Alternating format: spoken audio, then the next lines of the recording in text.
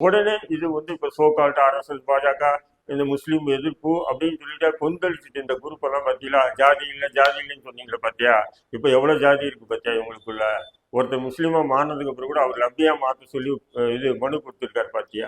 முஸ்லீமானவே முடிஞ்சிச்சு. அதுக்கப்புறம் நீ ஏன் பிசி முஸ்லீம், எஸ்சி முஸ்லீம், டிடி முஸ்லீம்னு சொல்லி பிரிவுகளை உருவாக்குற அப்படின்னு சொல்லி நான் அந்த ஆளுக்கு மண்டல கொட்டின மாதிரி கொட்டி அறிவுரை சொல்லியிருக்காங்க. பட் என்ன பிரச்சனைகள் இருக்குன்னு சொல்லி யாருக்குமே தெரியதில்லை. தெரிஞ்சாலும் அது சம்பந்தமா பேசி அதுக்கு ஒரு நிரந்தரமான தீர்வை காண வேண்டும் என்பதற்கு யாருக்கும் எந்த அக்கறை. சாதி என்ற அந்த ஒரு அழுக்குக்குள்ள இருக்க விரும்பாம தான் அவர் கிறித்துவராக மனம் மாறிட்டாருன்னா, அவருக்கு கிறித்துவத்துக்கு மாறிட்டாருன்னு சொன்னாங்க. அவர் வந்து கிறித்துவராக தான் பார்க்க முடியும். திமுக ஆண்டாலும் சரி, அதிமுக ஆண்டாலும் சரி, இப்போ தாவேக ஆண்டாலும் சரி, அப்பப்போ ஜால்ரா தட்டிக்கிட்டு அரசியல் செய்யக்கூடிய சோகால்டு முஸ்லீம் அமைப்பு தலைவர்கள் வந்து என்ன பண்ணணும், எங்களை ஒரே பட்டியல் ஆக்கிய முஸ்லீம்னு சொல்லி ஆளுங்கட்சி திமுக இருந்தால் திமுக தலைவர் போட்டோ போட்டு விழாவுக்கு கூப்பிடுறது, தாவேக்கா இருந்ததுன்னா தாவேக்கா தலைவர் படம் போட்டு விழாவுக்கு கூப்பிடுறது, இதே பொழப்பா நடத்திட்டு இருக்காங்க. அப்போ இந்த சமூகத்தினுடைய உயிர்நாடி பிரச்சனைகளை உள்வாங்காமல் இருக்கக்கூடிய சில நாதாரிகளை தான் இந்த அரசியல் கட்சிகள் கூட முன்னு அங்கீகரிக்கிறார். இதுதான் வாய்ஸ் ஆஃப் தடா நேயர்களுக்கு எமது வாழ்த்துக்கள். தொடர்ந்து வாய்ஸ் ஆஃப் தடா வலைதள தொலைக்காட்சி பாருங்கள். கண்டிப்பாக வந்து லைக் பண்ணுங்கள், ஷேர் பண்ணுங்கள், கமெண்ட் பண்ணுங்கள், சப்ஸ்கிரைப் பண்ணாமல் இருக்காது. இன்றைக்கி நாம் பார்க்கக்கூடிய விஷயம் என்னவென்றால், இதுக்கு முன்னாடி ஒரு 2 மாதத்துக்கு முன்னாடி மிகப்பெரிய ஒரு சர்ச்சையாக தமிழ்நாட்டில் ஓடிட்டு இருந்த ஒரு விஷயந்தான். அதை ஒரு தெளிவான ஒரு பார்வையில் உங்களோடு பகிர்ந்து கொள்ள வேண்டும் என்பதற்காகத்தான் இன்றைக்கி இந்த வீடியோவில் நான் பேசுகிறேன். பிசிஎம். இந்த பிசிஎம் என்னன்னா பேக்வர்ட் கிளாஸ் முஸ்லீம். இதுதான் பிசிஎம். அதாவது தமிழ்நாட்டில் வந்து பார்த்தீங்கன்னு சொன்னால் முஸ்லீம் அவ்வளோதான் அப்படின்றது இல்லாமல் லப்பை, மரைக்காயர், ராவுத்தர், தக்னி இப்படி வந்து பிரிவுகளாக வந்து இந்த அரசியல்வாதிகளாலும் சில அறவேக்காட்டு இஸ்லாமிய தலைவர்களாலும் இப்படி பிரிவுகளாக பிரித்து வைக்கப்பட்டுள்ளது. ஆக்சுவலாக வந்து பார்த்தீங்கன்னு சொன்னால் இந்த பிரிவுகள் இருக்கே தவிர இந்த பிரிவுகளுக்குள்ள எந்த முரண்பாடுகளும் இல்லாமல் இங்கே முஸ்லீம்கள் வாழ்ந்து கொண்டிருக்கிறார்கள். உதாரணத்துக்கு சொல்ல வேண்டும் என்றால், இதை வந்து நம்ம ரங்கராஜ் பாண்டே போன்ற நபர்கள் வந்து சாதிய பிரிவுகள் அப்படின்னு மேற்கோள் காட்டி பல இடங்களில் பேசுறதை நம்ம பார்த்துருப்போம். ஆனால் சாதிய பிரிவுகள்னு சொன்னால் இந்த லப்பையாக இருக்கட்டும், மரக்காக இருக்கட்டும், ராவுத்தராக இருக்கட்டும், இல்லை தக்னியாக இருக்கட்டும், யார் இருந்தாலும் என்ன பண்ணுவாங்க சொன்னால் வணக்க வழிபாடு ஒரே இடம்தான், இறந்துட்டா அடக்கம் போயிருந்தக்கூடிய இடம் ஒரே இடம்தான். திருமண ஒப்பந்தங்களில் எந்த முரண்பாடும் இல்லாமல் லப்பை ராவுத்தரே திருமணம் பண்ணுவாங்க, ராவுத்தர் லப்பையை திருமணம் பண்ணுவாங்க, மரைக்கார் லப்பையை திருமணம் பண்ணுவாங்க, மரைக்கார் தக்னியை திருமணம் பண்ணுவாங்க. இப்படி வந்து பார்த்திங்கன்னா திருமண பந்தங்கள் உட்பட மற்ற வணக்க வழிபாடுகள் உட்பட எல்லாமே ஒரே சீராகவே போயிட்டு இருக்கு. இப்போ இந்த விஷயம் வந்து இப்போ தமிழ்நாட்டில் வந்து பார்த்தீங்களா, இஸ்லாத்தில் சாதி இல்லை சாதி இல்லைன்றாங்க. நிறைய சாதி இருக்குது. இப்போ பாருங்கள், ஒருத்தர் சமீர் அகமது என்பவர் தன்னை வந்து லப்பையாக அங்கே சொல்லி நீதிமன்றத்தில் முறையிட்டிருக்காரு. இப்போ இது ஒரு சாதி இல்லையா அப்படின்னு சொல்லி இந்த ஆர்எஸ்எஸ், பாஜக மற்றும் முஸ்லீம்களுக்கு எதிரான சில கால்ட்டுகள் சோசியல் மீடியாவில் பெரிய அளவுக்கு ஒரு விவாதம் பண்ணிக்கிட்டே வராங்க. அந்த சமீர் அகமது வந்து பார்த்தீங்கன்னு சொன்னால் அவர் சமீபத்தில் இஸ்லாத்தை ஒரு 2-3 வருஷத்துக்கு முன்னாடி இஸ்லாத்தை ஏற்றுட்டு இருக்காரு. இஸ்லாத்தை ஏற்றுக்கிட்டாவே முஸ்லீம் ஆகிட்டாரு. அவர் எதுக்காக அங்கே போய் ஒரு வட்டாட்சியர் தாசில்தார்கிட்ட போய் எனக்கு வந்து பிசிஎம், அதாவது பேக்வேர்டு கிளாஸ் முஸ்லீமாக அங்கீகாரம் கொடுங்க அப்படின்னு சொல்லி கேட்டாருன்னு எனக்கு தெரியல. சரி, அங்கே வட்டாட்சியர் தாசில்தார் கொடுக்கலன்றதுக்காக அவசர அவசரமாக அவர் உயர்நீதிமன்றத்தில் வழக்கு ஏன் போட்டார், அதுவும் எனக்கு ஒரு சந்தேகமாக இருக்குது. அவசியம் இல்லை. உங்களுடைய சாதிய இழிவுகள் நீங்கள் தான் நீங்கள் இஸ்லாத்துக்கு வரீங்க அப்படின்னும் போது உங்களுக்கு உங்கள் பழைய அந்த சிந்தனைகள் இருக்கணும்னு சொன்னால் அப்போ ஏன் வரீங்க இஸ்லாத்துக்கு? இதுதான் என்னுடைய கேள்வியும் கூட. நீதிபதியுடைய கேள்வியும் அதுதான், எங்களுடைய கேள்வியும் அதுதான். அப்போ நீங்கள் வந்துட்டீங்கும் போது முஸ்லீம், அவ்வளோதான். இதில் பிசிஎம் என்கின்ற பேக்வர்ட் கிளாஸில் சேர்த்தாலும் பிசிஎம் முஸ்லீம் அப்படின்றது வரும். அதனால் நீங்கள் பிசிஎம்மில் என்ன சேருங்க அப்படின்னு சொல்கிறது லாஜிக்காக இங்கேயே ஒரு இடத்துல இடிக்குது. இது யாரோ சொல்லி யாருடைய தூண்டுதல்லையோ இது போன்ற வழக்குகள் தொடுத்தாங்களோ அப்படின்ற ஒரு சந்தேகம் ஒரு பக்கம் இருக்குது. சரி, இது இப்படியே இருக்கட்டும். இப்போ நீதியரசர்கள் இந்த வழக்கு சம்பந்தமாக உயர்நீதிமன்ற நீதியரசர்கள் ஜிஆர் சுவாமிநாதன் அவர்களும் பிபி பாலாஜி அவர்களும் இந்த வழக்கு அவங்க முன்னாடி வருது, அவங்க விசாரணைக்கு எடுக்கிறாங்க. விசாரணைக்கு எடுக்கும்போது 2024 வந்து தமிழக அரசு சட்டமன்றத்தில் ஒரு கெஜெட் பாஸ் பண்ணுறாங்க, அதாவது அரசாணை வெளியிடுறாங்க.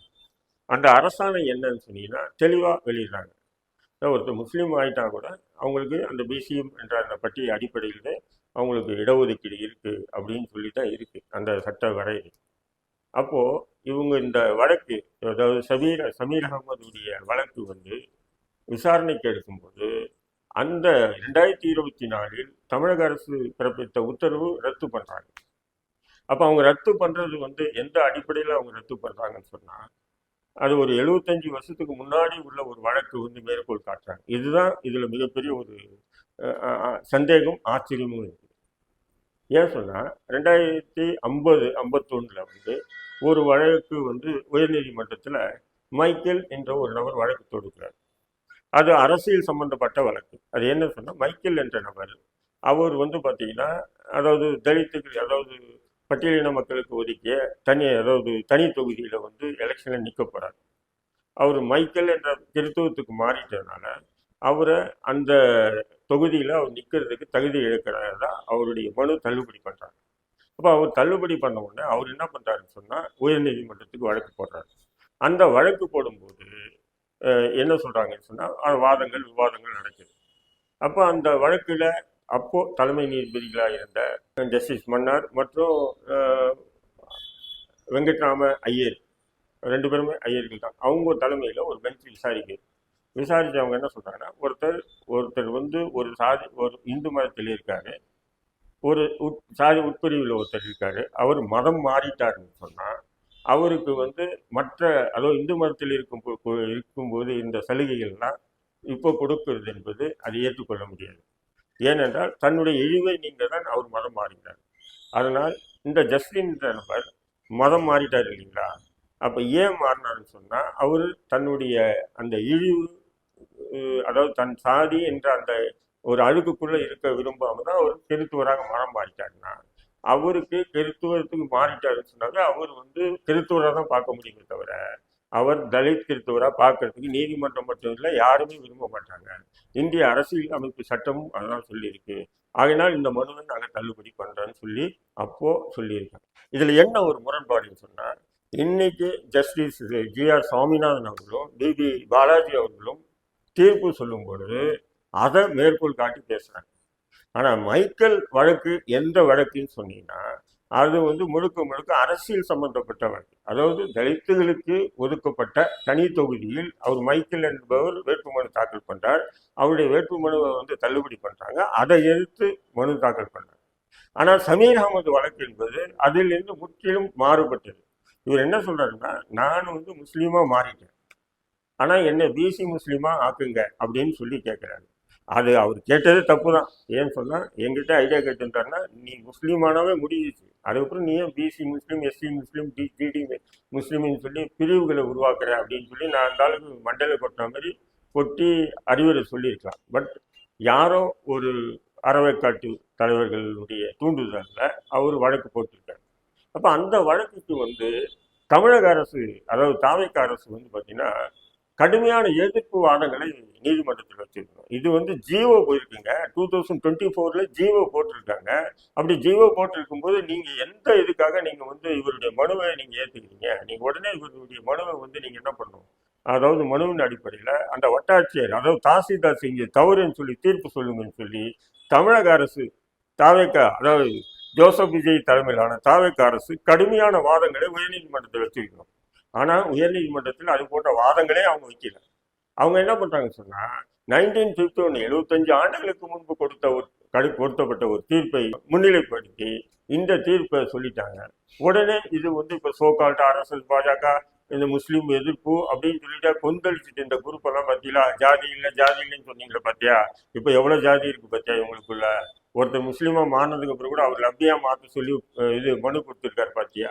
இது போன்ற பேச்சுகள் பார்த்தீங்கன்னா காது கிழிஞ்சு போட்டுருக்கு, அந்த மாதிரி போயிட்டே இருக்கு. ஆக நீதிபதிகளும் சரி, தமிழக அரசும் சரி செய்த ஒரு மிகப்பெரிய ஒரு முட்டாள்தனமான ஒரு தீர்ப்பாக தான் நான் என்னுடைய பார்வையில் நான் பார்க்குறேன். ஏன்னா நீதிமன்றங்களுடைய தீர்ப்புகளை விமர்சனம் பண்ணக்கூடாது, அரசை விமர்சனம் பண்ண விமர்சனத்துக்கு அப்பாற்பட்ட எதுவுமே இல்லை, எல்லாம் விமர்சனத்துக்குள்ளானதுதான். ஏனென்றால் 1951 நீங்கள் கொடுக்கப்பட்ட ஒரு தீர்ப்பை மேற்கோள் காட்டிங்கன்னா 1951 நடந்த அந்த தீர்ப்பு என்ன வழக்கு சம்பந்தமா, அது ஒரு தலித்துகளுக்கு ஒதுக்கப்பட்ட ஒரு தொகுதியில் திருத்தமாக மனம் மாறினவர் நான் நிக்கணும்னு சொல்றாரு, அதுக்காக கொடுக்கப்பட்ட தீர்ப்பு.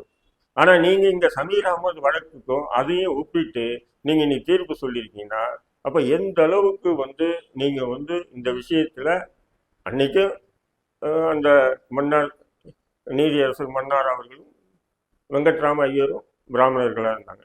இன்னைக்கு ஜி.ஆர். சாமிநாதன் அவர்களும் பி.வி. பாலாஜி அவர்களும் ஒரு ஐயரா இருந்துட்டு ஏன் இப்படி ஒரு கொடுமை பண்றீங்க? இதுதான் என்னுடைய கேள்வி.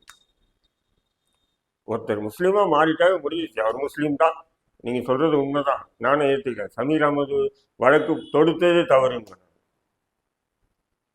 ஆனால் இங்க இருக்கக்கூடிய தமிழ்நாட்டு அரசியலில் இருக்கக்கூடிய, அதாவது அரசியல் கட்சிகளுக்கு திமுக ஆண்டாலும் சரி, அதிமுக ஆண்டாலும் சரி, இப்போ தாவேக ஆண்டாலும் சரி, அப்பப்போ ஜால்ரா தட்டிக்கிட்டு அரசியல் செய்யக்கூடிய சோகால்டு முஸ்லீம் அமைப்பு தலைவர்கள் என்ன பண்ணணும்னா, எங்களை ஒரே பட்டியலாக்கிய முஸ்லீம்னு சொல்லி எங்களுக்கு லப்பை, ராவுத்தர், மரக்காரு, தக்னி அப்படின்றத நீங்க இது எல்லாத்தையும் நீக்குங்க அப்படின்னு சொல்லி இவங்க இதிலேயே போறாங்க.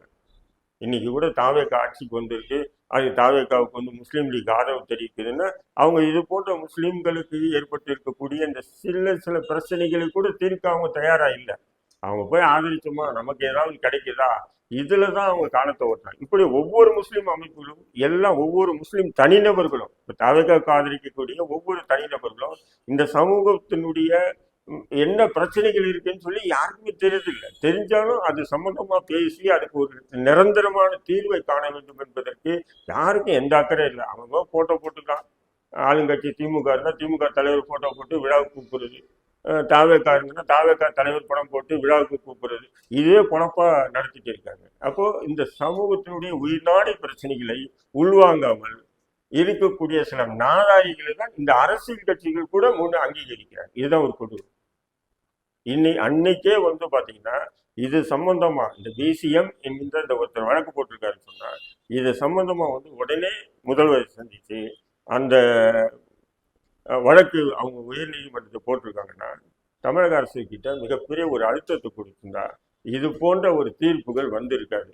ஆக ஜி.ஆர். சாமிநாதன் அவர்களும் பி.வி. பாலாஜி அவர்களும் கொடுத்த தீர்ப்பு நீங்க காட்டின மேற்கோள் என்பது ஒரு தவறானது என்பதை இன்னைக்கு நாம சொல்றோம். அதே போன்று அவசரப்பட்டு சில பேர் வழக்குகள் போடுறாங்க, வழக்குகளுடைய தன்மைகள் கூட தெரியாம நம்ம போடக்கூடிய வழக்கு நமக்கு எதிராக வர்றது மட்டும் இல்லை, நம்ம சமூகத்துக்கு எதிராக வந்துருமோ அப்படின்ற ஒரு அச்சத்தோடு நீதிமன்றங்களை அணுகணும். இல்லைன்னு சொன்னா நிச்சயமா நீதிமன்றங்களும் சரி, சில நீதிபதிகளும் சரி, சில வழக்கறிஞர்களும் சரி, இந்த இஸ்லாமிய சமூகத்தை எப்படியெல்லாம் கேவலப்படுத்தணும், அசிங்கப்படுத்தணும்னு சொல்லி கங்கணம் கட்டிட்டு இருக்காங்க. அவர்களுக்கு ஒரு இரையா நீங்க ஆயிடக்கூடாது என்பதை இன்றைய காணொலி மூலியமாக உங்களோடு பகிர்ந்து கொள்கிறேன். நன்றி.